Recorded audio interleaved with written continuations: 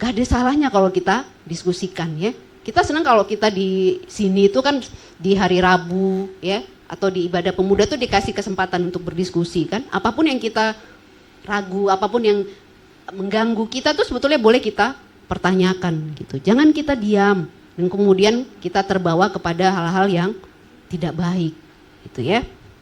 Nah, Bapak Ibu Saudara yang dikasihi Tuhan, bagaimana kita menguji apa yang kita dengar, apa yang kita dapatkan itu ya.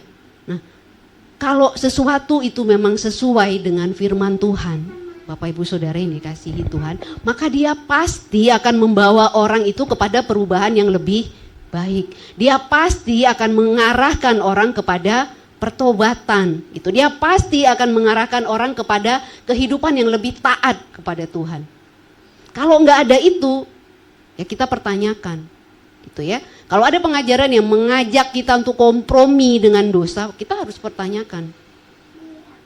Kalau ada pengajaran ya yang coba membuat kita ini kompromi dengan hal-hal yang tidak baik di luar gereja dengan alasan kasih misalnya ya, sesuatu yang jelas-jelas misalnya firman Tuhan katakan nggak boleh gitu kan, tapi karena alasan kasih kita kompromi.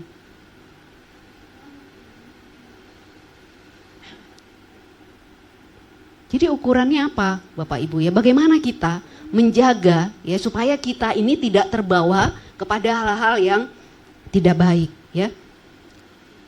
Yang pertama Bapak Ibu,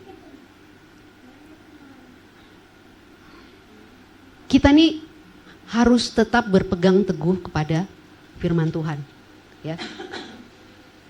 Paulus mengingatkan kepada Timotius ya, kalau kita baca ayat yang tadi kita baca itu Bapak Ibu lebih lanjut ke ayat-ayat yang berikutnya itu dia katakan apa?